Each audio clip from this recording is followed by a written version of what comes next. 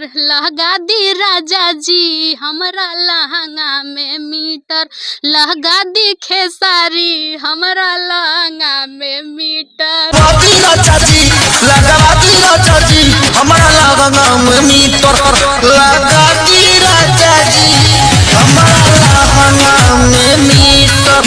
हर के मिलल ह पलाई के पलंग करे चोय चोय, और दिनवा में घुसल रहे हमारो बलम करे चोय चोय।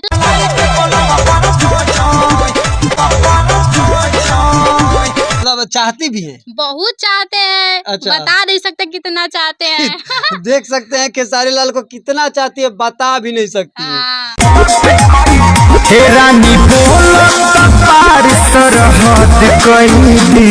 भोजपुरी में पावर स्टार पवन सिंह और ट्रेंडिंग स्टार खेसारी लाल यादव को माना जाता है। अगर इन दोनों में से काम मिल